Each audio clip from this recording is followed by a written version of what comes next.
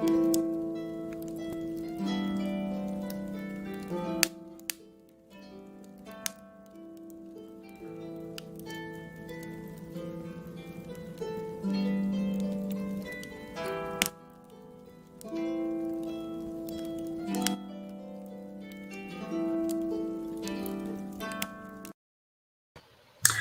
there, everybody. Foil Shirov, good evening to you.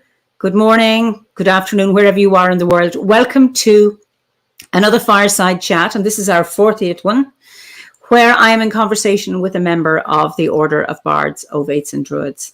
So just type in your name and say where you're from. Hi, Lisa from Washington. Lovely to see you again. That's wonderful.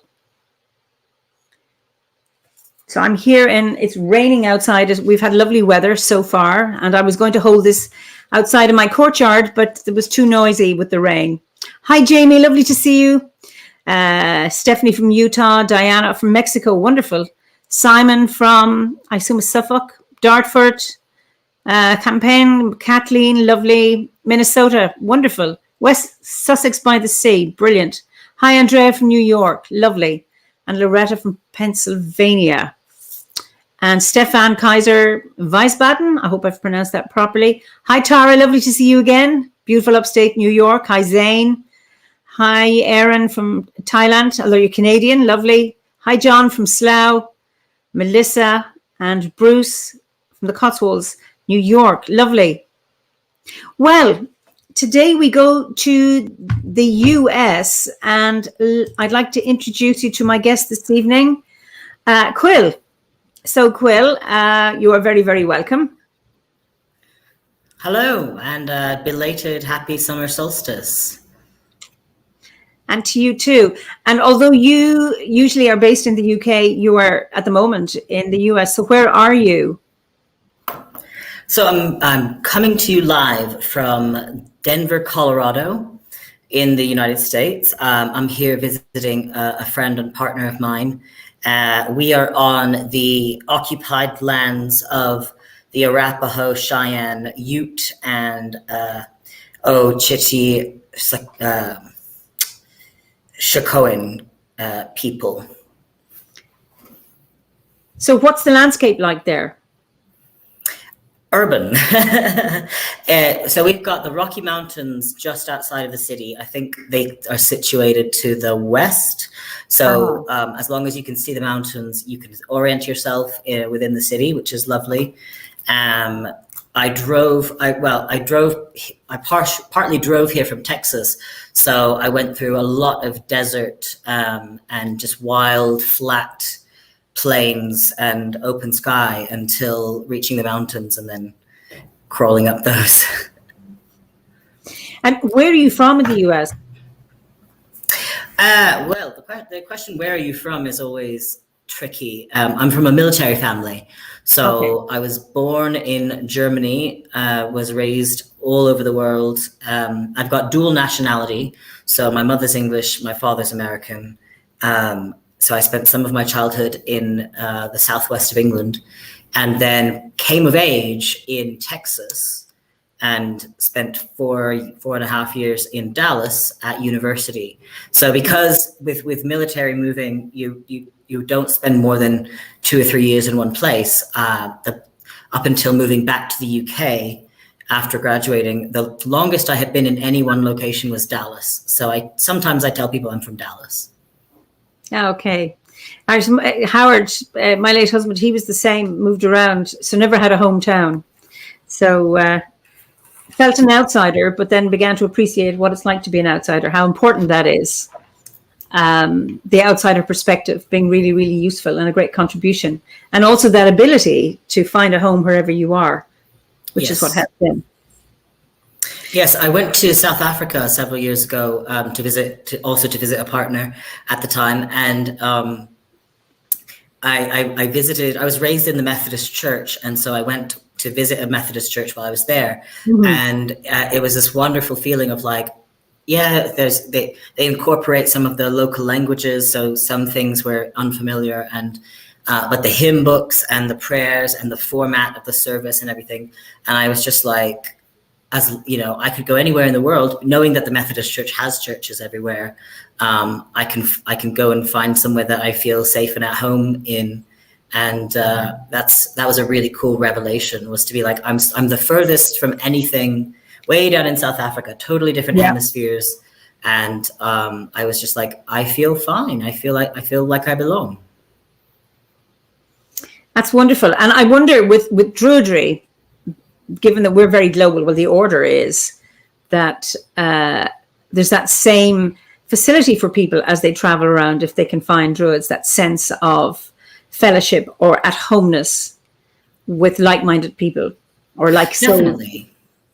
And one of the lovely things about Druidry is its emphasis on creativity. So even if I go to a Druid ceremony and I have never done, you know, that particular ritual or said those prayers or whatever, those words, I know that there is a creative spirit, the Awen is still present. And so I could be a completely, you know, it could be a Druid ritual in Italian, and I'd be like, I feel connected. And so I've done that. I've attended Druid rituals that were predominantly in other languages. And I said, you know, I know which part to raise my hands and whatnot.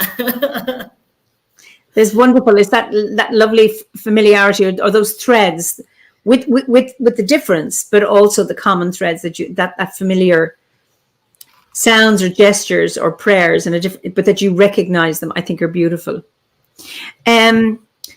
So just now that we're talking about Druidry, so you were brought up in a Methodist church. Do you remember your first spiritual experience, or did you have as a child, or when would you have become aware of recognizing spiritual experiences, if any? Yeah, I mean, looking back, I suppose there were moments of being in church or in other services where, you know, the spirit felt moved. And I kind of think if you were to describe like what is a spiritual experience, and obviously that's a futile effort, but for me, one of the signs or symptoms of a spiritual experience is, you know, spirit and inspiration as well, that comes from the Latin spirare, which means breath. Yeah. And so if I'm in a situation where I find myself either breathing deeply or suddenly going, you know, and that sudden intake of like something has gripped me, then that to me is one of the signs that like I'm literally spiritual in that moment, like breathing in. Or if it takes your breath away, you know, something becoming suddenly conscious of your breathing is like, something spiritual is going on here. And and those moments are, because that's so special, because I'm glad you've recognized that, you know, defining a spiritual experience is futile, because everybody's what you call spiritual, somebody else may not. There's such a wide range of experiences, but that emotion, or that moment of catching your breath, or your breath been taken away, you know, so many people can experience that as absolutely magical. Absolutely, yeah, definitely. What brought you to Druidry? So you've come from a Christian background. I think your dad was he a military chaplain? Correct. So my father, I started out with a dad who had two jobs. He was in the military and he was a local pastor. And gradually, as he advanced in both of those career tracks, they intertwined right around the time I became an adult. So he spent several years as an officer and a Methodist elder in the United Methodist Church, which is different from like the Methodist Church in the UK. As I discovered when I moved back there. Slightly different, a lot of similarities, but but my family raised me, their philosophy was basically, we want to give you a foundation. We want to tell you who you are, where you come from, and you come from us, and this is who we are. But what you build on top of that foundation, and even if you tear that foundation up and reduce it to rubble, we gave you something to work with. So there was not an expectation that I should become, you know, should stay a Methodist or even a Christian. Just that I would recognize that was part of where I came from. And I went on, in my young adult, late teens and early 20s, I did my spiritual exploring, tasted every dish. I discovered Druidry when I was about 15 or 16. And it was all caught up with a lot of the things that were going on in my life there, which I'm happy to talk about. It was mainly the concept of the bard that drew me. Maybe that's probably what I was Googling, was like bards, and coming across Druidry and being like, oh gosh, there's a whole spiritual practice. It's not just a D&D character. It's an actual like historical and philosophical thing to be. And so I started practicing Druidry kind of privately for a while. And the way I describe it, so I never really left the church.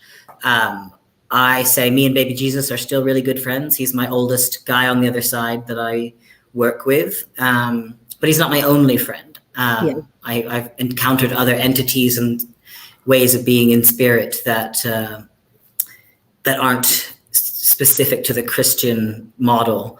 But I practice what I call syncretism, the word, syncretic. So Druidry, and I'm a Methodist Druid, or a Christian pagan, specifically a Methodist Druid. And what the church doesn't do for me, particularly with regards to how we relate to creation, the world that God or whatever made, and that really fundamental caretaker role just was not emphasized enough in Christianity. And so I was like, I need to fill in the gaps with something. And then, of course, studying and practicing Druidry, it wasn't filling in the gaps. It was a whole other, branch of my spiritual life. And so they've grown up together and melded together and syncretized. So and around the same time, around 15 or 16, I became a lay minister. I started training in preaching and ministry. And so when I started doing celebrancy in Druidry, it was like, nobody can't teach me nothing. I already know all this stuff. Obviously, I've learned a lot since then, but it was like, this is very familiar territory. So you started very young engaging in ministry at 15, and I think that was in the Methodist Church. Did they allow that at that young age? Would they not have thought, oh, wait till you're 18 or 21 or whatever the age of majority is? Like, in the order, you have to be over 18 to join. So how come they were able to, or were you some kind of amazing prophet? Like, I can see you preaching in the temple at 12 years of age, just like your friend teaching David. The rabbis, yes. Yeah. Well, Christian means little Christ, like I model myself on this person. So, why not go and teach the rabbis in the temple? Probably there was an element of privilege of being the pastor's kid. But also, so I went through confirmation at 13, and I actually redid the confirmation program as like a mentor to other youth coming through the program. And from that, my father he identified a couple of young people who had potential for various kinds of ministry, and sort of recruited them into the music ministry, the band or whatever, or into being occasional speakers, preachers, being acolytes, lighting candles and setting up the altar and stuff, just getting stuck in with all of the liturgical goodies. And because, one of the things that I think a lot of religions lack is finding ways to make people, especially younger people, feel engaged, feel important, feel needed. And when it's your job, like if you don't get the candles up, we don't have candles, and we always have candles. So somebody's going to notice if there are no candles. So you better get the candles up. Gives a 15-year-old a sense of purpose, and like, oh my gosh, it's a small responsibility, but it still feels important. And so you have a reason to turn up on Sunday. I got to light the candles, Mom. So, I was really lucky in that was something that happened to me. Wow. Wonderful. So when you were younger, what did you want to do when you grew up? I wanted to be I wanted to be an orca whale, like Willy from Free Willy, and jump over things in the ocean. And how did you do with that? How far did you get? Turns out the science is a little bit slow. I don't really know what I wanted to be. I think I was always sort of a go with the flow kind of person, and more interested in planning the next couple of months than planning years down the line. At university, I did my degree in cultural anthropology, human rights, and gender studies. Okay. And so I kind of thought that I would be working in government or nonprofit doing advocacy for, Indigenous people or like sex trafficking or something like that. My legal name is Aaron. Yeah. And I chose that name when I transitioned, which we can talk about later. I chose that name when I became an adult and changed my name to Aaron. And Aaron is the brother of Moses in the Bible. He's his big brother. And when Moses meets the burning bush and God says, go and set the Egyptians free. I mean, set my people free from the Egyptians. Moses says, and there's different translations, but he basically says, I don't talk good. He's either got a stutter or a speech impediment or, chronic shyness or something. He's like, I'm not a good public speaker.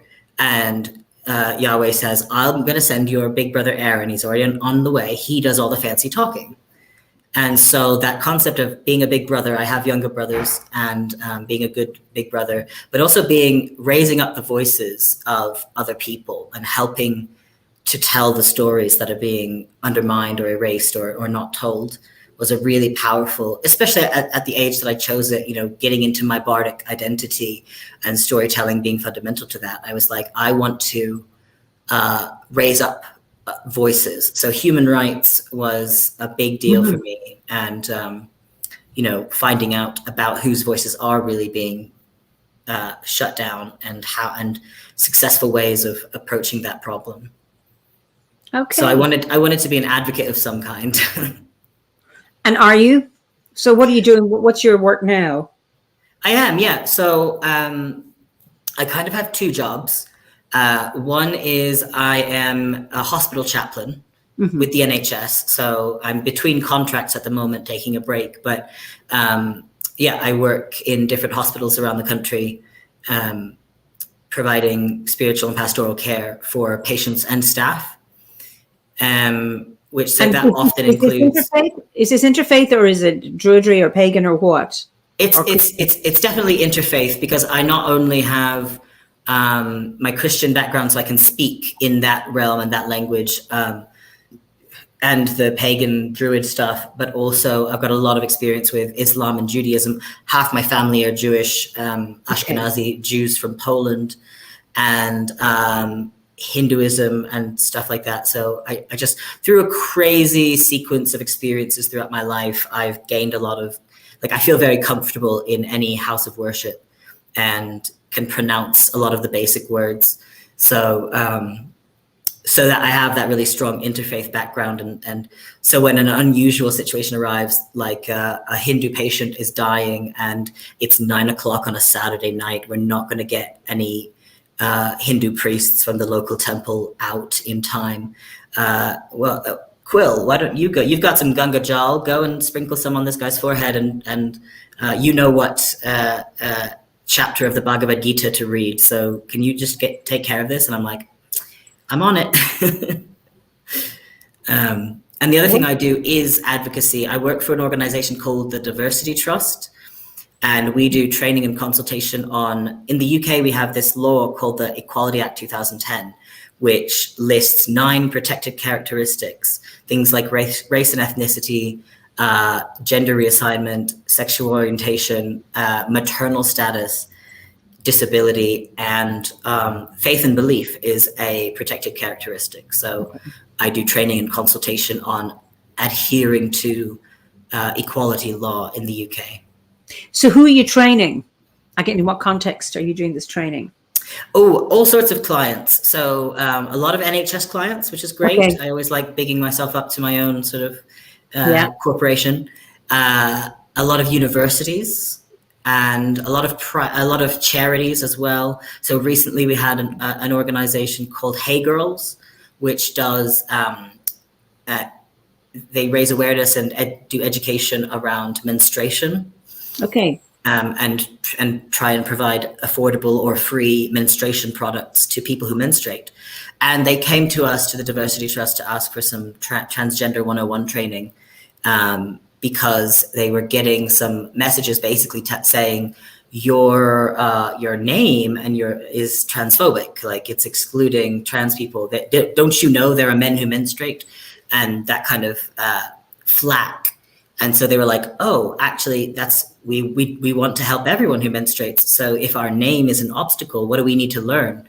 So we had this lovely session with this team of people who were just so sincere about not wanting to erase the very real feminine facet of menstruation, and its place as woman's business, but also not excluding trans people and non-binary people who also menstruate, who wouldn't necessarily feel welcomed by the title Hey Girls.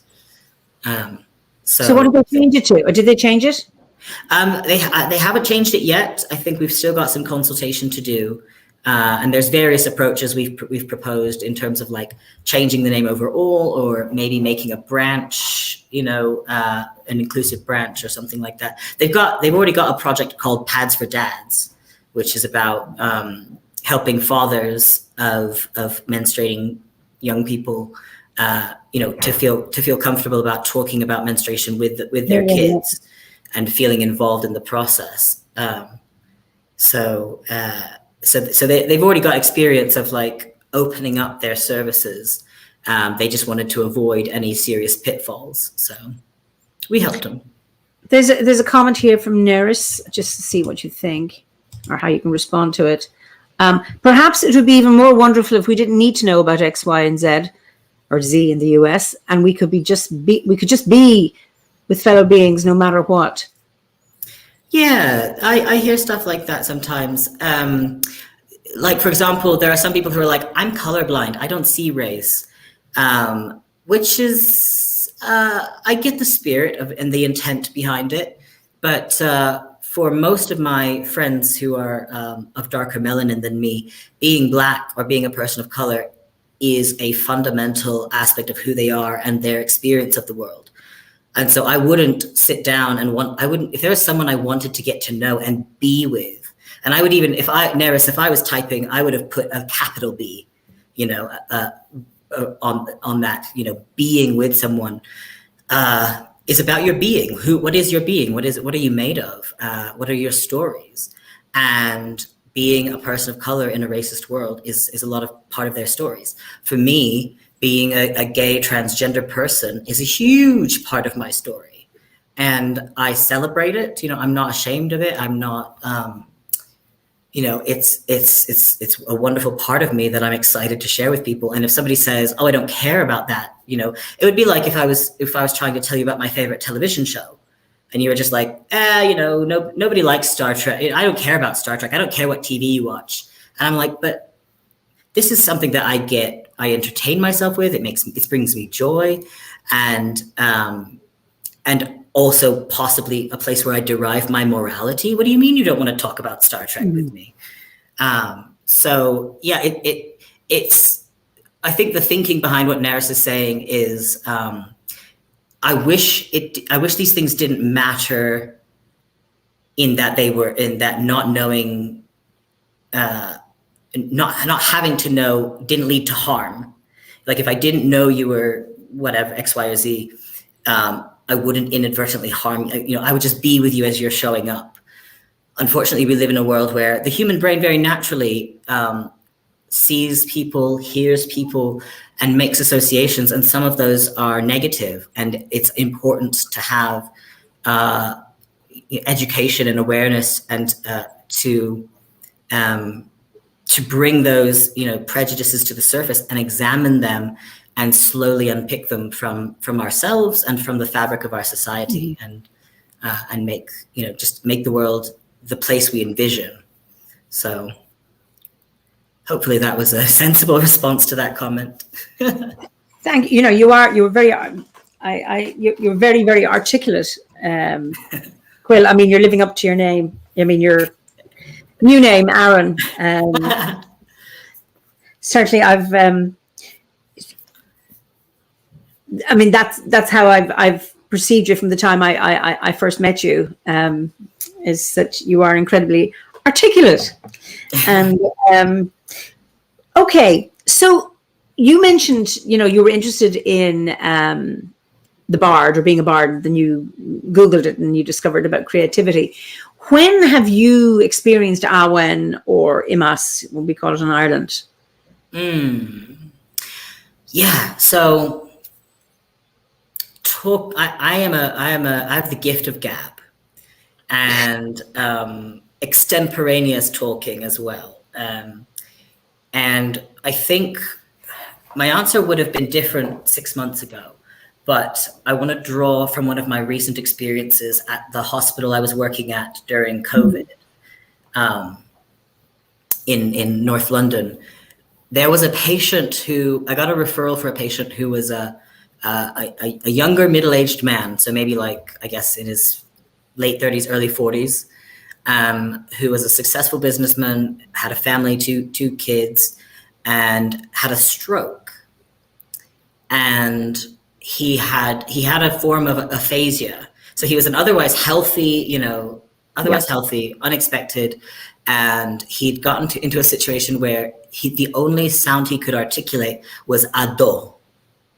He could say it with all sorts of inflection, ado, but he just couldn't make words. And the therapist who referred him to me was like, he just seems really down. There was no religious or spiritual need. It was just, we don't know how to get through to him. And it's going to take a while for the mental health team to get involved. What can you do?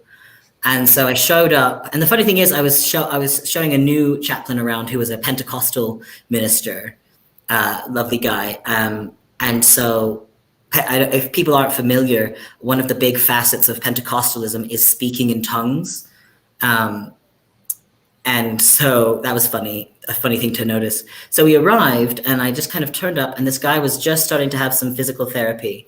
And so we were like, is it all right if we talk while you're doing your exercises and whatnot? And at first he didn't make any sounds because there was that shame of I can't talk. Yeah. And I just started talking to him, and I was saying things like, this is what I know about you. I bet you probably feel like this right now, really frustrated and hopeless and stuff. Is that kind of how? And he started to open up, and the next thing we knew, we were talking. We were having a conversation, and all he was saying was ado, but I could hear what he was saying. And I was responding, and I would ask questions, and he would sort of, say whatever he had to think, yes, no. Yeah. And I'd be like, oh, so yeah, you're worried about your kids. Yeah. And the therapist and the other chaplain were just like, what is going on here? And I was kind of having a bit of an out-of-body experience as well, where I was also sort of standing to the side going, I have no idea what's going on. And the therapist, even all of a sudden the guy screamed out because the therapist had been able to manipulate his arm in a way. All of a sudden his body had changed and things were relaxed. And so she was able to get him to move a range of motion that he just hadn't had 5 minutes before. And so after we concluded and walked away, the other guy was like, what the hell just happened? And I was like, I don't know, man. Spirit comes, it moves, it fills you, and you just got to go with it. So it's a bit less sort of what people think of when they think of the bardic creativity, songs and poetry and art and stuff like that. For me, the art is in pastoral care. Oh, absolutely. And it's in the spoken word, and it's also in the listening and the observing. I think that's a great gift. And I mean, I'm just, Pat says from Flanders, blessings from Flanders. Quill is a powerful, bright person. I adore him. Lots of innate wisdom in him. Thank and you then, so much. so I mean, there's the whole druidic piece about being of service and using your voice to allow others to speak and being aware. I mean, we talk about tuning into the landscape around us. And what you do in your work as a chaplain is tuning into the landscape around you, which is picking up cues, be they from humans, the atmosphere in a ward, or whatever it is, and being able to allow people to speak in however that form that is. And then that man gets released. When you think of the frustration and everything he's holding in because he hasn't got the words, and how frustrating that must be. And then Stephanie says, it's amazing what can physically happen to us when we receive the care we need. Absolutely. Definitely, yeah. So a wonderful gift, Quill. Absolutely. So this is how you as a druid support others. So when has druidry supported you? Yeah, so a lot of it has been finding myself, untangling who I am from who people expect me to be, or what people tell me I can and can't do. So I guess this might be a good time to sort of tell my story of becoming Quill, which was that I was about 15 or 16, and I am transgender. So when I was born, they put an F on my birth certificate, and I started menstruating at 13 and stuff like that, and pretty quickly knew that my destiny wasn't to grow up to be a woman, and eventually found the word transgender, and I felt that encompassed me. And around the time, this 15, 16-year-old era, I discovered an organization called the SCA, the Society for Creative Anachronism, which is a sort of live action role playing combined with historical reenactment thing. Mm-hmm. At its worst, it's guys in dresses going out in the woods to get drunk and beat each other with sticks, which is fun. But it's, you choose an era of history and a place that you feel drawn to, and you make a character. So you're not allowed to actually be like King Henry or whatever, but you can be someone modeled on that king or peasant or whatever. So I decided to be a 13th century Cornish bard named Quill. And in the SCA, you are who you say you are.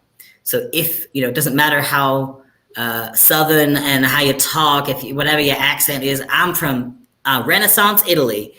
Okay, hello, Lord Ricardo, and I'm a lord or a lady or a duke or a duchess. You don't have to show me any proof. I just take you at your word. So Quill was a boy, even though I definitely didn't have any of this. I was a very fresh-faced and beautiful youth, and trans people tend to be blessed with immortal youth. So at 19, I looked about 13, like a 13-year-old boy. But I was like, this is me. And so everyone just goes, okay, he's Quill. Here's our guy. And so it's a really validating place. And so being that bardic character and exploring, finding druidry and finding encouragement to explore myself and to find my way of what is my gift to the world, what is my purpose, what is my relationship with other people and with the land and with my community, and with myself. That's always been a sustaining feature of druidry in my life, is a chance to articulate and become my truest self. There are lots of little moments I can think of in my life where I leaned into that, but a lot of those are sort of traumatic stories. So if they come out later on in the conversation, I'm happy to share them, but they're all a bit downer. So you started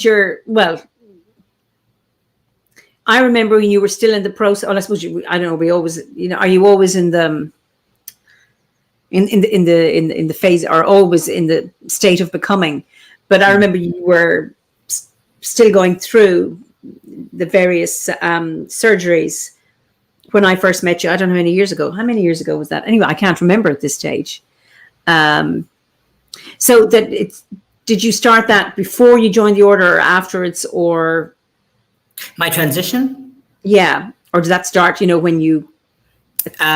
So there are different aspects or types of transition. There's the social transition, which I guess you could say, which is just coming out and telling people how you'd like to relate to them differently.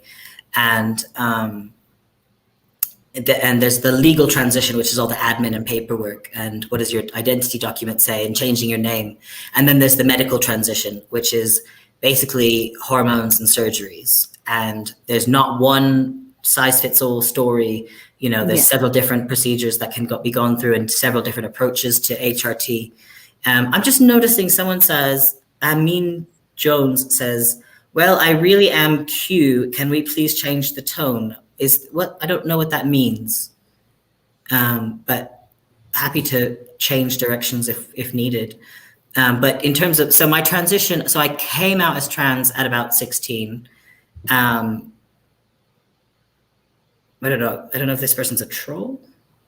I think so. Anyway, all right, never mind. So I started socially transitioning at 16. I started medically transitioning at 19. I started taking testosterone injections. I started taking testosterone at 19. I had my hysterectomy at 21, and I had my chest reconstruction in 2000 at like 25, which was around the time I met you. Sort of that. I actually had my top surgery on the summer solstice of 2000 and something. I met you in Glastonbury just at the summer gathering, and then you'd had your surgery done when we met at Druid Camp. Right. When you were camping with us. Yeah. Yeah. That was 2015. Right. So maybe I wasn't quite 25 yet, but anyway, yeah. So around that time. So I now have, because I haven't got gonads, I don't have ovaries or testicles, I am reliant on my testosterone injections to maintain my endocrine health. But I don't think I'm going to see any more major changes. I mean, I've opted. I'm still losing my hair. The very manly testosterone turns into DHT, which makes this grow, but tends to make this. Okay. Fall out. So I've finally given in and gone full skin shave. But beyond that, I don't expect to see any more major changes. So I'm considering. So I haven't had. This is very personal, by the way. So I'm sorry. I won't be graphic, but. I'm about to talk about my body.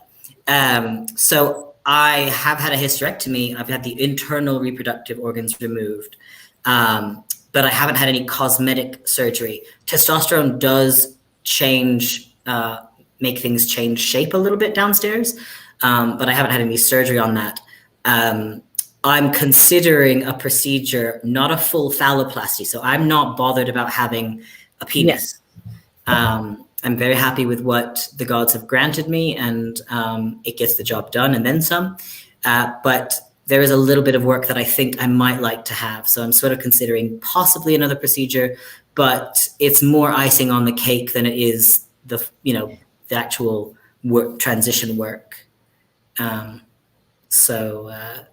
that's my transition status, I suppose. Okay, Anne Beer says, this is just a positive comment. As someone with 2 transgender family members and a Welsh Methodist family background, I'm finding this conversation so wonderful, Quill. Thank you for your clarity and courage and your willingness to teach us in direct and helpful ways. And then there's just an interesting comment as well from Univ Universal. We as non-LGBT people are beginning to realize that there is much discrimination in the LGBT community. I'm not sure. Is it against them or within it? I'm not too sure what that means. I think, well, funny enough, both. So obviously LGBT people are oppressed in most places in the world and discriminated against, but there's also discrimination within the LGBTQ community. I'm deciding how political to get. So there are organizations that claim to be promoting LG and B causes, so sexual orientation. And I have a great metaphor for the difference between gender identity and orientation. But so they claim to support lesbian, gay, and bisexual people, and their whole thing is like, we support LGBT people, we're just not about the T people. But their entire focus is anti-trans. Okay. So they're using the cover of promoting LGB to create divisiveness between gay, lesbian, and bisexual people and transgender people, as if there aren't gay, lesbian, and bisexual transgender people, which there are. So that's ridiculous. But so there is, and I think a lot of it comes from a mindset of scarcity, that there's not enough in the world for all of us. And I think I personally think that kind of comes from capitalism, because capitalism thrives on, there's only so much product, so we can raise the prices and create, market competition. And I don't understand capitalism well enough to go too deep with that. But scarcity, this idea that there's only so much water, money, time, space, attention span. And so when you have people who are in oppressed groups, it's so much easier to punch sideways or punch down than to actually push up against the huge forces that are trying to oppress you, addressing the real problems. It's just easier to find a smaller, like bullying. The bully picks on you, and then you go and bully someone smaller than you until, because it's easier. It makes sense. It's not a good thing. But and also an attempt to sort of be like, well, I'm a lesbian, but at least and that's a little bit weird, but at least I'm not one of those freaky transgender people, to try and apologize for your own deviation from the mainstream. And so, it's divide and conquer. We are so much stronger together. Absolutely. And it's the man, encouraging us to do infighting and to turn against one another. So, so I understand. I don't like it, but I understand where it comes from. And so often you hear about transphobic people, and there's a lot of hate. There's a lot of like, well, you're transphobic, I hate you. Well, you're a trans person, I hate you. And I'm like, I think we're all just hurting. Yeah. We're all really scared and confused and traumatized, and recognizing that comes from a place of trauma is so important in choosing how you respond to someone else trying to shit on you. I think having that ability to look and have that understanding or that empathic perspective, I think is really, really helpful. So therefore you're less a victim, but understanding. It's not very pleasant. It's not about accepting it, but actually having some kind of understanding that we're all frightened. I remember hearing, it was about a psychiatrist working in a prison, what would you say, a prison for the insane, or, and there was a very, very violent man, and he was in a padded cell, and he was absolutely going crazy. So they called the psychiatrist in, and the psychiatrist absolutely terrified. And he went in, and he went into the cell, and the patient was over, I think, tied or whatever it was, or anyway, restrained. The psychiatrist said, I'm scared. I'm actually scared being here. And the guy said, you're scared? How do you think I feel? And then they both had a conversation, and he was able to untie him. And then they had a conversation. And it was that recognizing, you're scared, but so am I. We're both two scared people, and we're going to try and make sense, well, of the prisoner's world, in this case, the patient. But it's like, let's have a conversation so we can make sense of our world and understand that. Yeah, and naming that fear.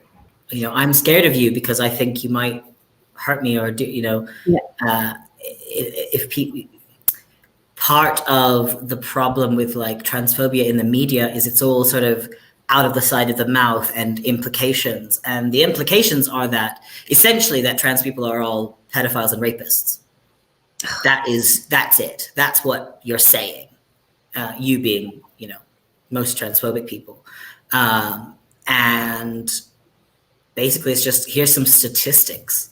Trans people are so much more likely to be the victims of abuse and violence and sexual exploitation than they are to be perpetrators. Yes, there definitely are trans people who are sexual predators. Of course, there are druids who are sexual predators. There are women who are sexual predators. There are Black people who are sexual predators. That doesn't mean everyone in that group needs to be, treated as if they were perpetrators. And even perpetrators of horrific things, I believe, from my human rights background, deserve a certain base level of dignity, because again, most people who are hurting other people are doing so because of their own wounds that they're carrying and their own sense of inadequacy. My parents always told me, going away to university, my parents talked a lot about the potential for sexual violence, because I was, they perceived me at the time to be a young woman going off into the world. And they always said, rape isn't about sex, it's about power. Okay. And that's a really powerful thing to realize, is that someone feels powerless and they see you as a good target to exert power over. But we cover up the conversation around these things with sexuality and the shame that comes in the Western society around sexuality, and not getting to the root of, like, this is a person who doesn't feel powerful. And it's not necessarily for me to be the therapist for that person, but hopefully there are more and more people out there in the world who are willing to see past the ugliness of the crimes and see a human in need of help. And so, anyway, yeah, that's a bit heavy. What else can we talk about? Okay, all right. Your responsibility as an ancestor, just to keep it light, okay? Oh goodness. Goodness. As a future ancestor, an ancestor of the future. And people sometimes say, well, I'm not going to have children, so I can't be an ancestor. You are. I mean, we are all ancestors, whether we have, we're future ancestors, whether we'll have children or not, it doesn't matter. But how do you see your responsibility now as an ancestor of the future? Give me one moment, because I have the answer to this in the lyrics of a song. Oh, okay. And it's from the musical Hamilton. Okay. If you're not familiar with it, it's about it's a mostly rap musical about a character in American history. And he talks about legacy. Okay. And I think the title of the song is "The World Was Wide Enough." Okay. So he says, legacy. What is a legacy? It's planting seeds in a garden you never get to see. I wrote some notes at the beginning of a song someone will sing for me. America, you great unfinished symphony, you sent for me. You let me make a difference, a place where even orphan immigrants can leave their fingerprints and rise up. I'm running out of time. My time's up. Time to wise up with my eyes up and catch a glimpse of the other side. And that, to me, is what being an ancestor is. It's planting seeds in a garden you never get to see. Absolutely. And I think that's so beautiful. I mean, when I've been in large estates, and you see these majestic oaks or walnut trees or yew trees, and thinking back of the person who planted those, knowing they would never see these trees grow. I mean, to that, it's such an act of generosity to have saplings, seeds, plant them now for the future that you want. Ben's just shared a link to the lyrics of that song. Oh, brilliant. Lovely. So how do you honor ancestors yourself? Was it good? Yeah, I talk to them. As I would with all people I want to have a relationship with, recognizing that ancestors are so much more than the people that you are descended from in blood. Yeah. And somebody said something earlier about recognizing that we're all connected, and so it's always fun to kind of look at the human family tree and go, you only go less than 10 generations back and we're all related to everyone. I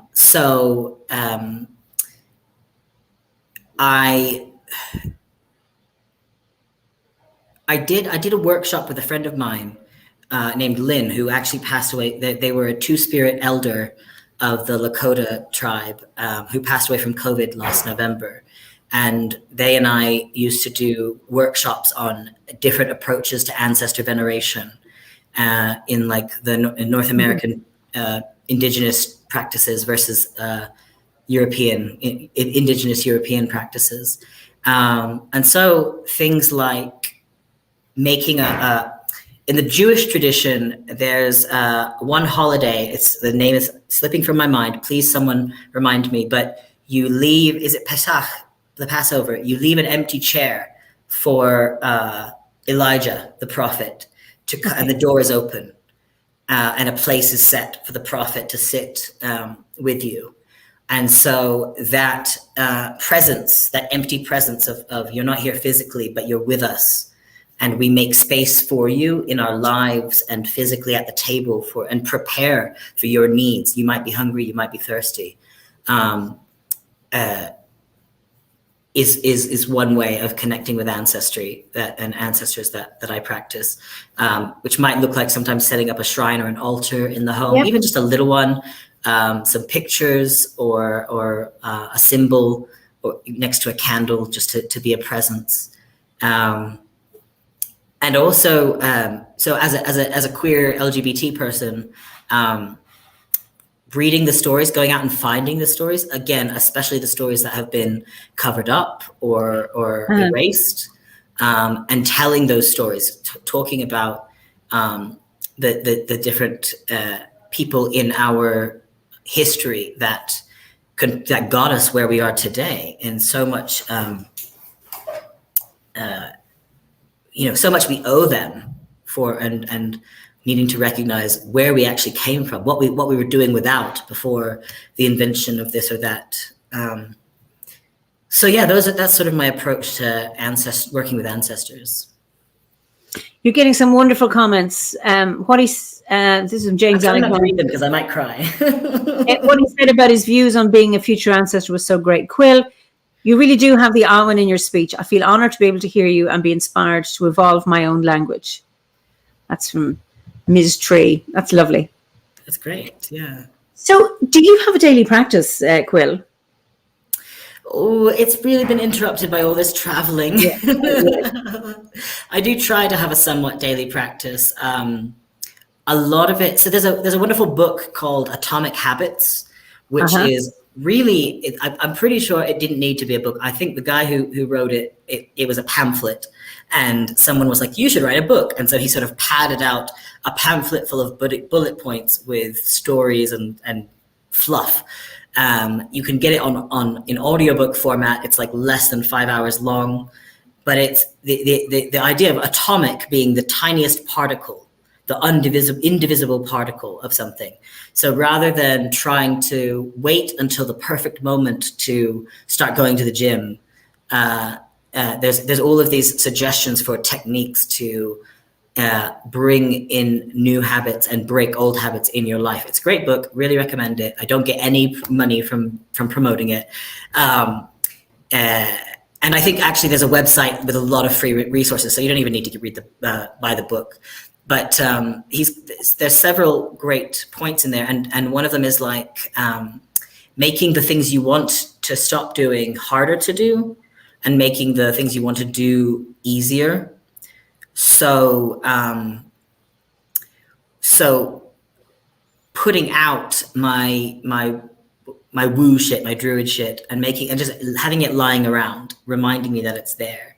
You know, my oracle cards or the book I've been meaning to read or my journal, so that it's easy to just pick it up and do it. And the distractions that usually, if it's a choice between writing in a journal or scrolling on this gets put further away than this. So I try to do a bit of recording my thoughts, my transformations as I go through them, and I also consider having a chat with someone important to me on a daily basis to be part of my spiritual practice. Kind of partly to stay connected, because it's very, as someone who travels and has people all over the world, staying connected to those people and the community is important to me, and also staying accountable. So talking to someone who knows me and knows what I was talking about last month, who can say, so did you start doing that thing you were good? Did you ever finish writing that poem? Did you ever, where are you at? And I had a wonderful encounter with a friend in the UK. I think she lives in Wales now, Halo, who was passing through the town I was living in, and we had lunch. And I was talking about some problem I was having, and she just kind of sipped her tea and looked back and said, so have you talked to the gods about this? Have you prayed about this? And I was like, God damn it, no. Yeah. That should have been the first move.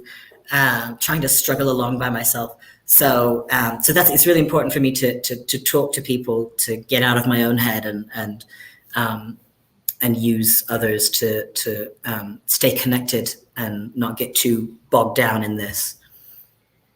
Absolutely. What would you say what are you most proud of, your greatest achievement in your life? Ooh. It doesn't have to be, the one you're most proud of, and that can be the smallest thing. You're not president of the United States yet, but. So I'm here in the States because officially I'm visiting my family. Mm-hmm. My contract ended. The timing happened to line up with my youngest brother's high school graduation. So I lied to him. I said I wouldn't be free until a few weeks later. I was there. I surprised him. Lovely. And they live in Texas. They're still in West Texas. And I'm staying with my family, and I'm kind of helping them out with a couple of admin tasks and just basically making sure dinner's on the table every night and stuff like that. And I've done this before. I've visited before. And it's always been, as much as I dearly do love my family, and we're very close, they drive me nuts. Yep.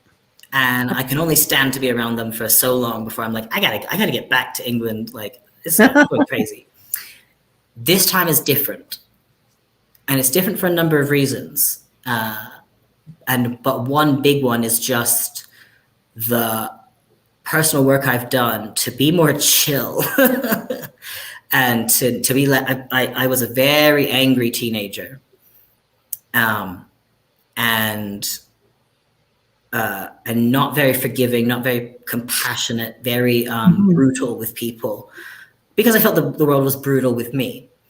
And so seeking out compassion, kindness, gentleness, and recognizing in many moments where my true instinct really is to be angry and hateful, a lot of the time, and to sit with that and hold it like the angry, frightened child that it is, and be kind to myself, allows me to be more kind and relaxed to the people around me. And so I have a lot of, there've been so many moments in the last few weeks of my parents and my brothers being like, it's really nice to have you here, and I'm so glad you came, and I'm going to miss you so much when you leave, and all of that. And so I would say sort of fundamentally, two things I'm proud of is the work I've done on myself.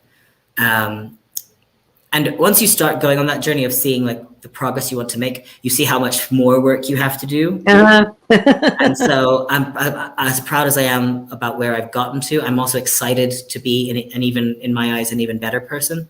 And I'm also really proud of my relationships with my family, because it could have very easily become one animosity and hatred and disregard. I've already disowned one of my dad's mother, because of her toxic relationship with me. And so I don't want that to happen with my nuclear family. So I'm really proud of that. Wonderful. Just Shanti says every family has their nuts, but we can't help loving them regardless. So it's, Just crush them into nut butter. And you're close to your grandmother in England. I am. So my mother's mother lives in England, and when I graduated from university and decided I wanted to go back to England, for a number of reasons, most prominently being I need ongoing healthcare, and health insurance in the United States is evil. There's no bones about it. The healthcare system in the United States is, from root to stem, an evil system. The NHS is not perfect, but it's free at the point of care. And so I needed that. So I moved in with my granny. I moved in with her in her tiny 1-bedroom flat for about 2.5 years, and got to know each other really well. And she's my best friend. Yeah. We're very close. So. And is she the, okay, because there's a question I usually ask, one person you admire in your life. Why is your I've met her, and she's a very nice woman. So why is she your best friend? I mean, she must be very generous to take you into her 1-bedroom apartment for 2 years. That's very generous. But what else is it about her that makes her so important to you? Tenacity. Sometimes to a fault. So I have an aunt and an uncle who are very difficult to get along with. And if I were their mother, I would have given up on them a long time ago. And so, sometimes to her detriment, my grandmother will stick with a person. She's a ride or die kind of person. And will give of herself. And it doesn't take much she's I wouldn't say she's easy to please, but I think other people would find her very difficult to live with, but our spirits harmonize and resonate. And so I don't find it a burden to be of service to her and support her in the ways that she needs. And another thing is she's very humble, and she's very willing to learn, and always she's like in her 70s, and always eager to learn new things and try new things and become a better person. So I love having an ancestor like to look up to in that way. I'm never finished growing as a person. It's wonderful to have somebody in your life who will put up with you. And Howard and I used to talk about that real love was putting up with each other. And I don't mean that in a kind of a long-suffering way, but it's like loving you in spite of you. I would regard myself as difficult. I'm not an easy person. And I think if anyone can love me, they get extra brownie points. But to have somebody who really sees you, knows you, and loves you for who you are, I think is one of the greatest gifts that you can ever receive. And if you can do that for somebody else, I think that is just wonderful. Well, I'm here to see a person here in Denver who I have a relationship with, and we've talked a bit about relationships. And one of our recent conversations was about being with people who tolerate you and your foibles and your character flaws versus people who celebrate you. And it's in like being tolerated is all right in casual relationships or friendships maybe, but in my intimate personal relationships, I don't want to just be tolerated. I don't want you to put up with me. I want you to, even if it's as frustrating as my, habits might be, they're there because for a reason. There's a story behind all of my weird compulsions and reactions to things. And my parents and my brothers and my grandmother, they all want to hear the story behind, like, all right, I was uncomfortable with your behavior or the way you were expressing yourself there, or whatever, but I don't hate you for it. And now I want to hear the story about it. Let's explore that together and celebrate you, and vice versa. They also have things that drive me crazy, but I understand. And I want to hear the story. So when I was meaning putting up with, I was actually not thinking of the word tolerant, because I always find that it's like, it's as cold as charity, tolerance is. But with that putting up comes a curiosity. And I think that's what you're talking about, is that, okay, you're difficult, but I'm curious about you. I want to know what's happening to you right now, what's happening in your life, who you are. And I'd like you to be as curious about me. And it's that curiosity I think is really, really important in a relationship. So it goes beyond there's the putting up, okay, you're a difficult person. I still love you because I can see behind that crankiness or whatever it is that you do. And I'm curious to explore more with you and to support you as you, what is it, Ben Stimson says, holding space for our bullshit so we can eventually see it as bullshit too. So I think that's really, really important. And you know, yes, it's nice if we do come to realize, oh, this is a crappy part of me that I ought to do something about. But equally true is one man's trash is another man's treasure. Absolutely. And so in a recent interview for another hospital job, someone asked me about, like, what is the value of diversity, or how would you say diversity is valuable? And I was like, well, you know, there's biodiversity in the ecology of the land. And so when a famine or a plague or a tidal wave or something, disaster strikes, there are some ways of being in the world that allow you to survive, and other ways that make you weak to those attacks. But as long as we have a diversity of ways of being, something will always survive. And as the difference between plants,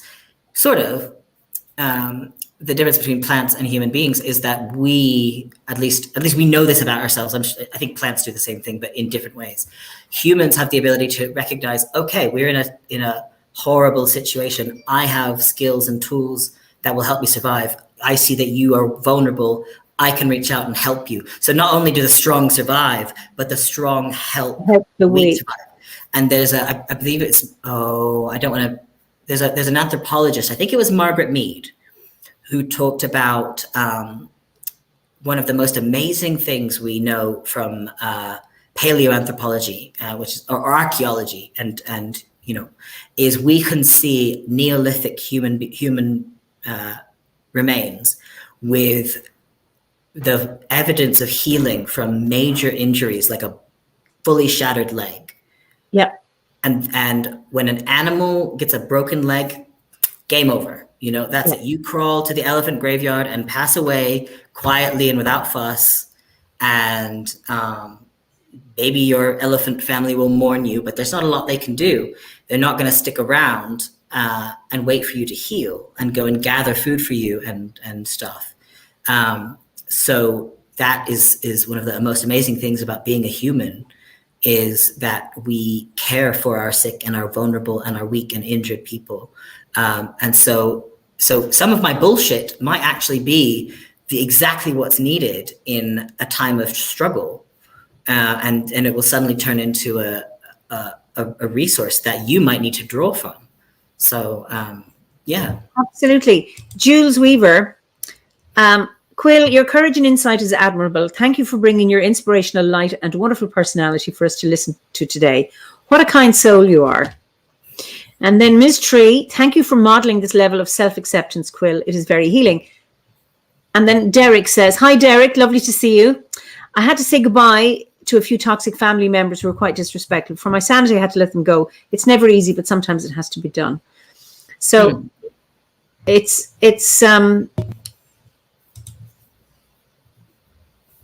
okay. Now, there's a great word that gets bandied about a lot lately, which is like offend. Like, oh, everyone's so easily offended these days, or you know, you're so sensitive, whatever. I really like the word offend or offense because it comes from the Latin fendere, which means to cut or cleave in two, which means when someone is offended, two things are happening. The first is you can't cut someone without causing pain or harm. So when somebody says that offends me, or they imply, or you're like, you're offended by that, what you're actually saying is, I'm in pain, I'm hurting. And the second thing is cutting divides something that was once unified. And so and we want to get it when something is painful to us, we want to get away from the source of the pain. So even if it's like, I fart in an elevator, I make an offensive odor, you're going to get as far away from me in that tiny box as you possibly can until the source of that pain is dissipated. And so when an offense, when something or someone is offended by something, the first thing is to recognize that pain.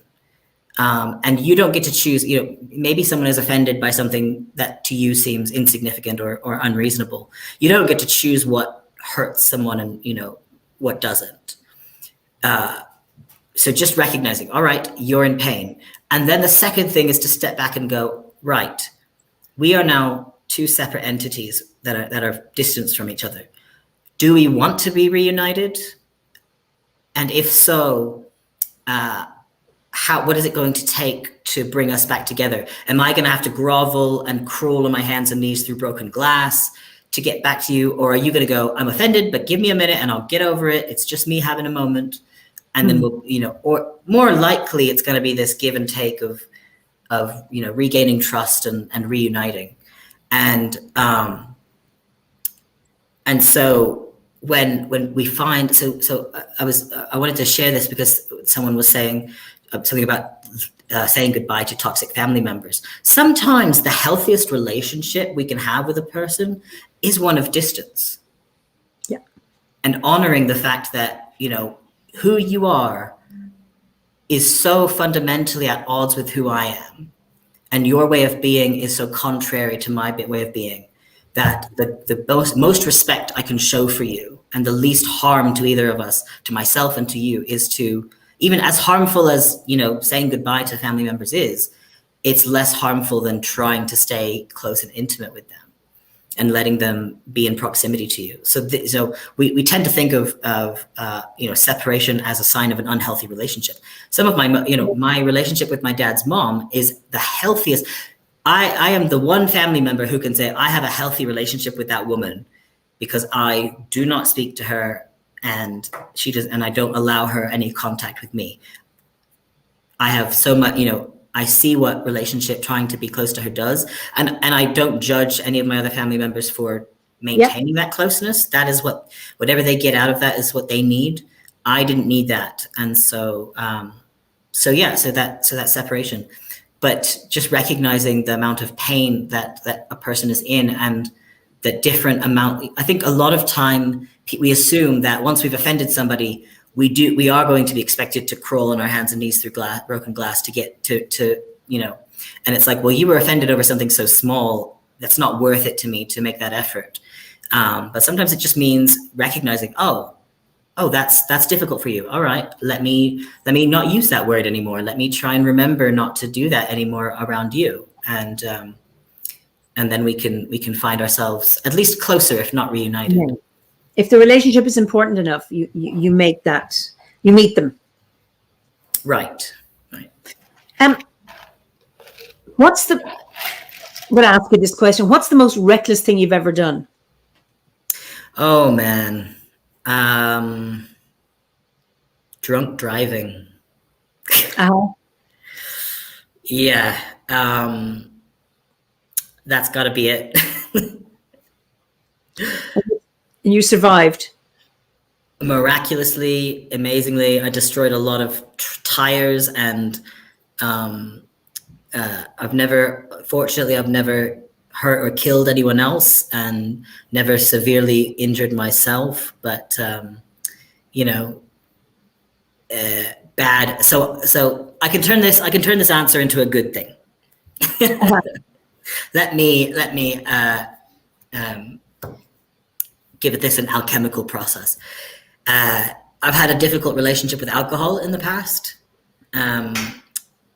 And consequently, one of the consequences of that has been a relationship with Dionysus, the god of the Greek, or Bacchus, Greek-Roman god of wine, fermentation, intoxication in general, and madness, being out of your skull, ecstatic frenzy, there's also this, like, in literature and philosophy, there's talk about Apollonian versus Dionysian approaches to things, which I find really, so for example, my Christianity tends to be my Apollonian side, and my Druidry tends to be my Dionysian side. And so having a higher power who holds me accountable for my relationship with alcohol. So I haven't given up, you know, I still drink, but knowing that the first pour goes to Dionysus. Okay. And if I'm choosing to get effed up on a weekend or something, like, that's my choice. I made that choice, and I accept the consequences ahead of time of the hangover or whatever. And if I know that I'm prone to fighting or having unprotected sex or driving or losing my keys, I can take steps and I can ask the God to intervene on my behalf and bring me wisdom to protect myself and others from my own foolishness and madness. And of course, as someone with mental health difficulties, it's been great to have a deity who understands what it's like to be mad. So, also a very queer deity. Dionysus was born, Zeus gave birth to Dionysus from his thigh. So, you know, it's nice to think of a man giving birth to a god. I don't know if you've already spoken to this, but what is the biggest challenge you've had that you've overcome? The biggest challenge? Yeah.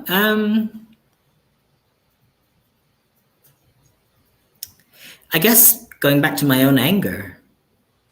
I think that because when I speak to clients, you know, a patient or a staff member is in front of me and is like, I'm really angry about this thing. What I often find myself saying is, we don't get angry about things we don't care about. Yeah. And so especially saying this to men, you know, your anger, it actually means that you're a caring person. You care really deeply and strongly about whatever injustice you perceive is going on in your life, or the lack of control in your situation or whatever. And so recognizing that, you know, trying to transmute my anger into caring about myself and what is it I care about so much that I'm so and also there's a lovely thing, if you Google like feelings wheel or emotions wheel, there's lots of different variations out there, but the one that I like has 6 sections, and it lays out emotions, and it's like in the center of the circle are simple words like fear and happy, joy, you know, short 1-syllable words. And then as you go out to the edges of the circle, they get more nuanced until you get to a point where they're actually blank spaces for the emotions that we haven't got words for. And the relationships, you know, what's next to each other, what's on the same side, and what's opposing, you know, it's a great source of wisdom for me. And so directly, the word in the version I use, directly opposite to anger is empowerment, or feeling powerful. And that means that, to me, that means that usually when I'm angry about something, I feel helpless. I feel a lack of power or control in my life. I can identify and that. So the biggest obstacle in my life is the anger and the violence that comes with my anger, and trying to slow down my reactions to give myself time to think through, you know, why do I want to attack this person? Why do I want to stay up all night writing angry tweets? What do I hope to accomplish? What lack of power am I feeling? And how can I effectively regain a sense of control over my life? Because trying to educate trolls on Twitter and Facebook ain't going to happen. That's going to make you feel more and more and more powerless. Whereas shutting down the computer, walking away, finding something else to do. What I've done is I've literally silenced all of those voices. I can't hear you. You're not talking. It's done. So anger has been my greatest obstacle. Your honesty is so refreshing. Eva, or maybe Ava. Thank you, Quill. I've really enjoyed listening to you. You already make an ancestor that will have paved a strong path and laid strong roots for so many of our future children in the garden we can't see. And yet you have so much more to gift the world. How lovely. Thank you, Ava. It's lovely. What are you... Okay, Michelle says, thank you, Quill. Your story has actually brought me some realizations and some new light within my own relationships with a close family member. That's lovely. Great. What are you... Do you have any regrets? I feel regret is too strong a word for me. There's not a lot I feel I regret. There are things I wish had been a bit different. So in particular, I wish I had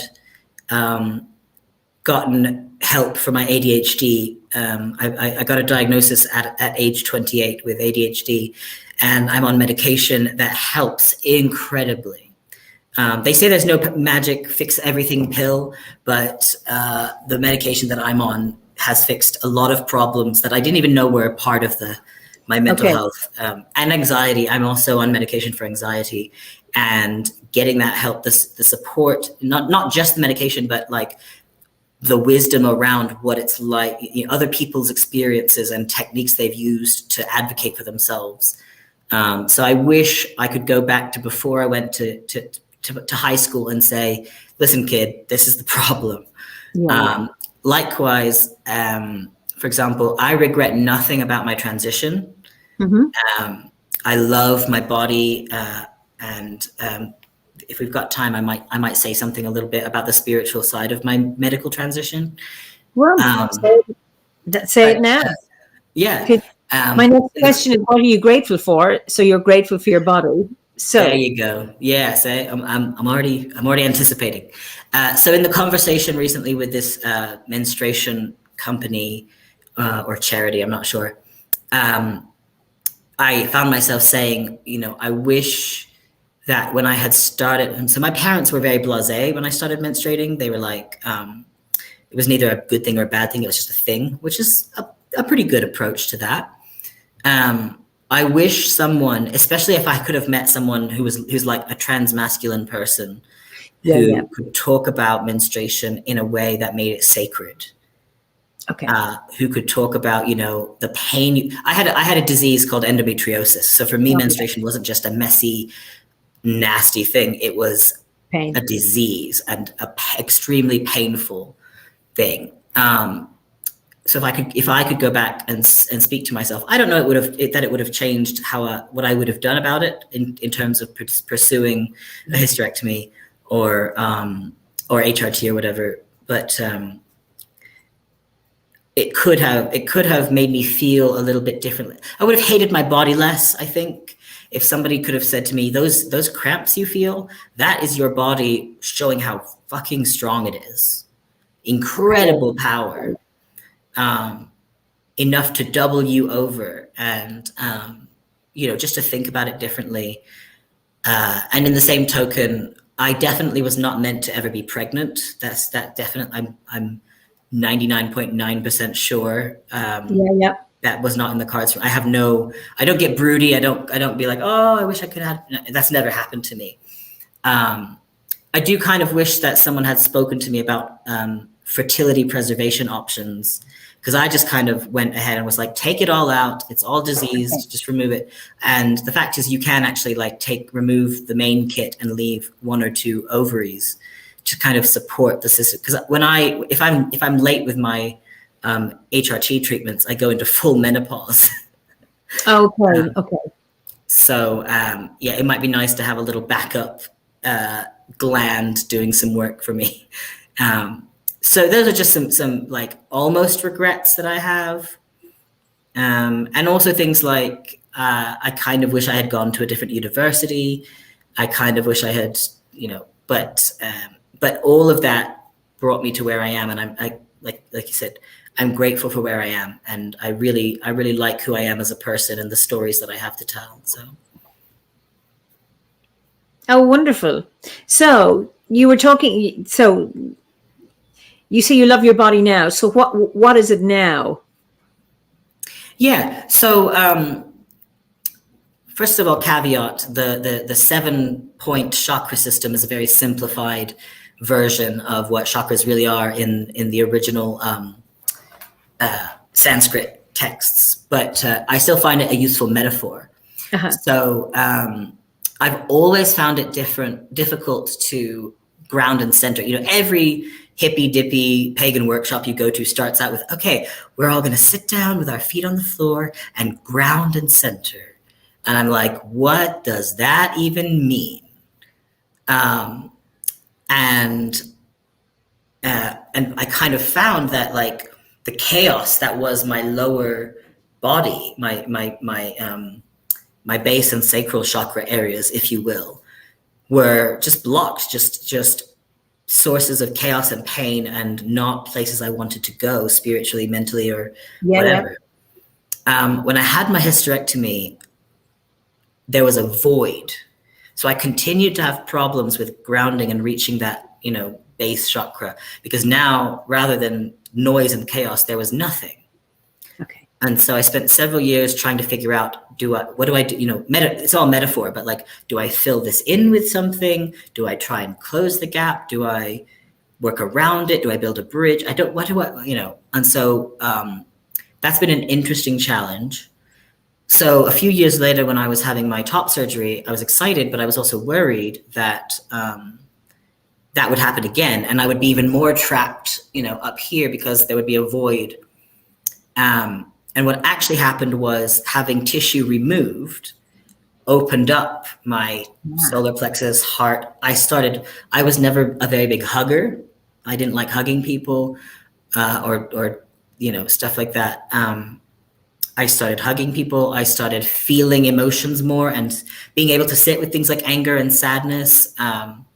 And so that kind of allowed me to rethink how I was working with my lower chakras and change my relationship with that. So it's still a work in progress. I still tend to get trapped kind of up here in the very thinky. I'm also an airhead. I'm a Libra. I've got tons of air in my chart. Like, I just don't have a lot of earth.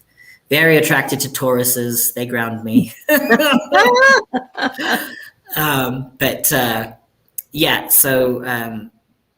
So I'm grateful for that experience, and I do find like I'm seeing a lot of people sort of relating and feeling grateful for my story, which is very validating. Thank you. Being able to talk in that way about in a sort of metaphorical, energetic sense of disease and dysphoria. Dysphoria is the word for gender dysphoria is part of the official diagnosis of a gender identity disorder.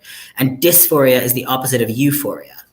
The prefix you being good and dys being bad, and phorus being a state of being. So you either feel good, you've got well-being or unwell-being. And so to talk about well-being and dis-ease, disease being a lack of ease. Yes. In a sort of pseudo-spiritual, metaphorical way. I found a lot of people resonated with that. And so it gives me a gateway to talk about the spiritual aspects of healing. Wonderful. What in your life now, what gives you joy? What gives me joy is, to be honest, my work. Yeah. I love my work. They always say, do what you love and you'll never work a day in your life. Exactly. And the gift of gab, I can talk for days about these things really? And answer questions, and especially when people are paying me. I'm incredibly lucky to have found a sort of dual career that fulfills me so much. And so I've actually been criticized a few times for spending too much time and mental space on my work. But I'm like, it just makes me happy. I don't feel exhausted. And the other thing that brings me joy is a good spreadsheet. Oh, my idea of hell. Anyway, go on. I don't know. I just do. I just love a good spreadsheet. Oh, I think you're talking about something like Excel rather than some other metaphor for something else. No. Yes, like a grid with information on it. Wonderful. And what a concern you have about the modern world? A concern.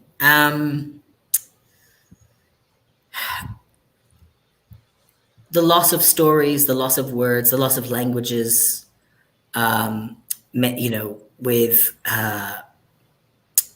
mainstreaming, with the internet and stuff. The internet is a wonderful thing, but it does tend to homogenize language and culture and stuff like that. And so I'm very concerned about, again, these different ways of being forgotten about, not recorded. We have so much technology to record, save and preserve stories and cultures and ways of being. And there are so many things that have already been lost. The final fluent speaker of this or that language, that always gets me in the heart. Yeah. And so yeah, that's it. The thing that concerns me most in the world is loss of stories. Yeah.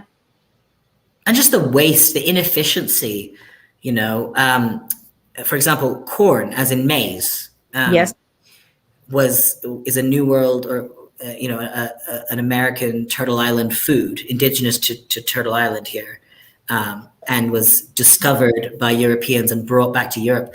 But what they totally failed to do was to look at the indigenous people and how they used this product. And so it came back to Europe and the Mediterranean, especially, and caught on. And all of a sudden there was this disease. I can't remember what it's called. It starts with a P. But this plague broke out all over Southern Europe. And, it was like, it was horrible. And eventually what we figured out was that in order to release the niacin from corn, from maize, B3, yeah, it has to be nixtamalized, which is treated with lime, which you get from ash. And so the indigenous people would barbecuing them, cooking them on the open fire. Yeah. Well, soaking them in lime water. Oh, okay. First to release the niacin. And I think that's the process. Somebody Google it and correct me. But so it had to be chemically treated basically before you could get the full nutrition from it. So it wasn't a plague. It wasn't like ergo or something like on the plant. Yeah. It was a niacin deficiency that when corn replaced wheat, everybody got this horrible disease. And so it was like, it's so inefficient, how much health and time and lives were wasted because nobody took the time to go, hey, this fancy new crop, is there anything we should know about it? Oh, it's fascinating. What gives you hope about the modern world then?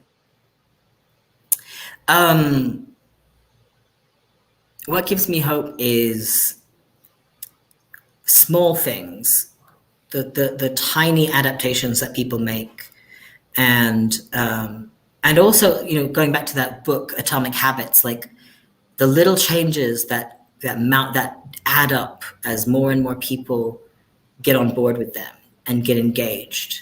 And again, the internet has been great for that, for just rolling up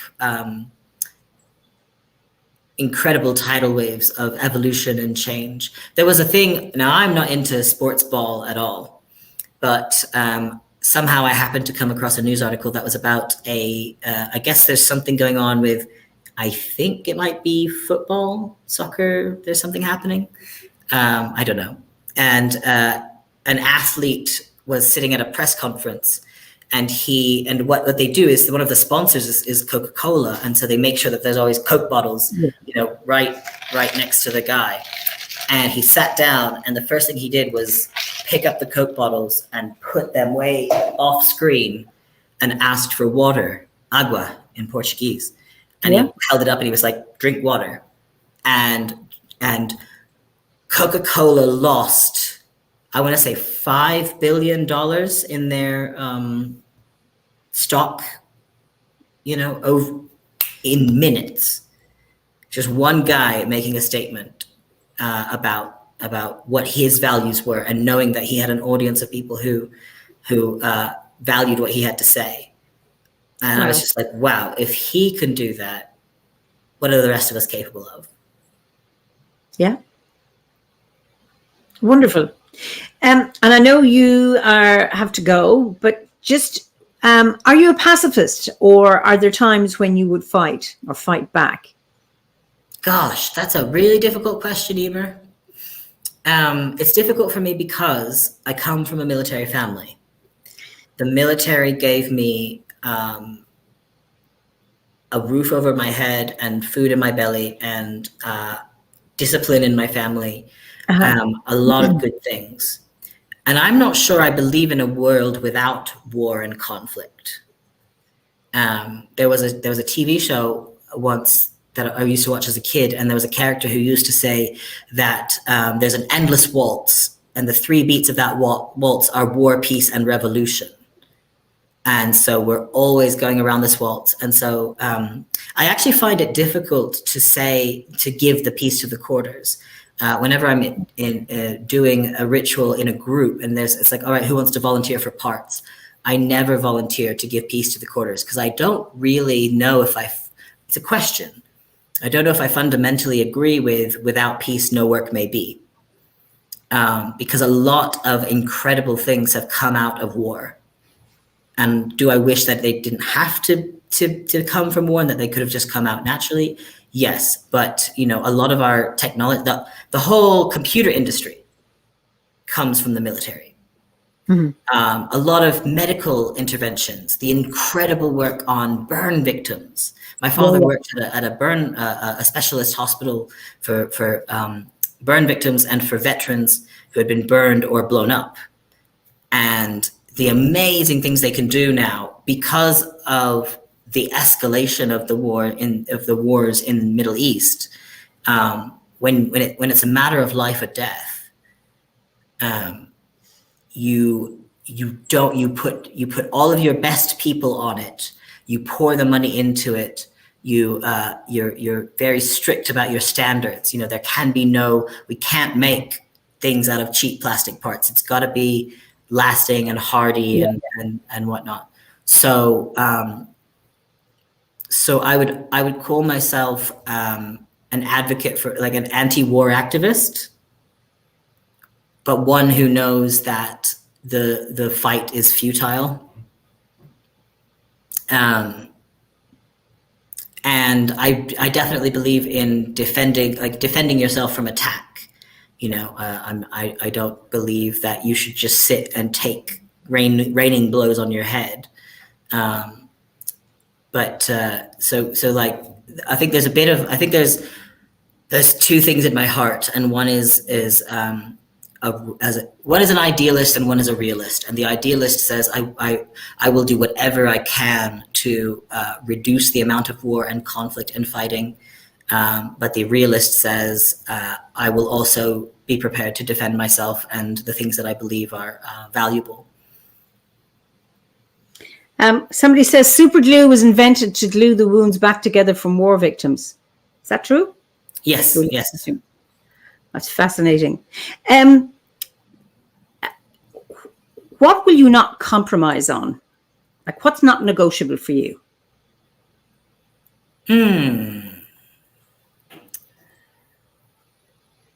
Wow, that's a good question. I might be wrong. I might regret saying this, but I think my answer would be everything's negotiable. I think that there's so much I don't know, and if I'm given enough information, there's always something that I can give or adjust to. So I think maybe for now I'll say there's nothing that is non-negotiable. Okay. Just Ms. Tree, until unless humanity can stop othering one another, I believe you're correct, Quill. War is inevitable, but we can do our best to minimize conflict where possible. I think Kathleen named the disease I was talking about pellagra. Pellagra. Yeah. So my last question for you, we've gone over much longer than you said, but anyway, you're such an interesting guest. I always ask this, I suppose, two parts to this question. What's your favorite season, and what is your favorite ceremony on the Wheel of the Year? Okay, my favorite season is, it depends on where I am in the world. Right now. In England, it would be summer. I like the summertime in England. Not in Texas. It's too brutal.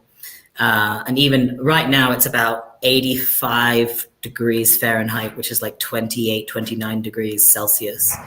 It's intense.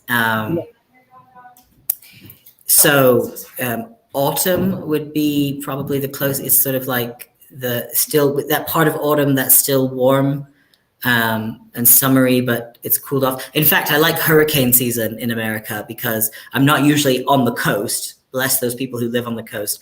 But when I was in Dallas, hurricane season would hit in like August. So it'd be the height of summer. And then you'd have some sort of Hurricane Irene would come and devastate the coast and wipe out Galveston and Corpus Christi. But by the time it got to Dallas, it was a cool, refreshing breeze. So thank you for your sacrifice, coastal people.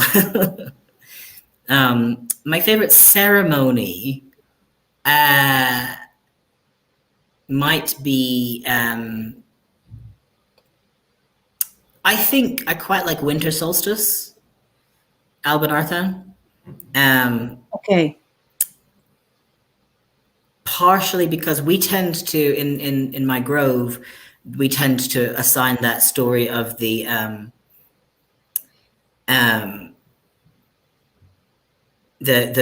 oak and the holly king story. We tend to tell that at this winter solstice in particular. And I wrote a poem that I'm rather proud of that reinterprets that story as, rather than meeting to fight in the wilderness twice a year, the oak and the holly king meet to make love. And the noises are so loud that everyone thinks they're fighting. You did that poem at Eimear. I don't know, many years ago that was, in Ireland. I remember you doing that.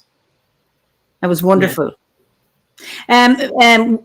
This is from Ms. Tree again. Would you be willing to share your poem, Quill? Absolutely. I suppose maybe what I might do, Eimear, is can I send you some links to some things to include in the YouTube video? Can do afterwards, because we're going to read the comments, and then you can go just into Facebook and YouTube and just put them in there. Or if you can post them now, then everybody will get them. I haven't got the links to things. But... So what you can do is go back into Facebook. So ask anybody, go into the OBOD Facebook page, and you'll have put them in at some point, the next number of days. Happy to share that, yeah. Quill, it's been just a joy. Yeah, and Pat Booker says, I remember hearing that poem at Eimear. It was great. Yeah, it was just wonderful. Quill, thank you so much. You've been an absolutely wonderful guest, so articulate, so interesting, and you got our viewers so engaged as well. So gosh, thank you so much for an amazing talk. Quill, you're amazing and so inspiring, even to a grandmother like me. Thank you for being so brave and sharing. Thank you for holding space for us all. Thank you both for this conversation, Quill. I connected with much of your story as an air sign, air everywhere, blessed journeying. So what an incredibly wise and knowledgeable person. So I'm going to say goodnight to you, and I'm just going to, so you don't go, just say we are in the studio, Quill, and I'll just say goodbye to people here. Okay. Right. Thank you again so much. Blessings on all of you. Okay. So thank you all for being here this evening, and Quill and I will just look over read your comments, and thank you so much. And I look forward to seeing you next week, where I will introduce you to another guest, another member of the Order of Bards, Obates and Druids. So as the days begin to get a little shorter, I hate to think about that, but it's still summertime, and may you enjoy the weather, however it is. I'm hoping for a fairly warm weekend here in Ireland. Of course, we get all seasons maybe. Anyway, so listen, thank you all and hope to see you all next weekend. Slán go fóill.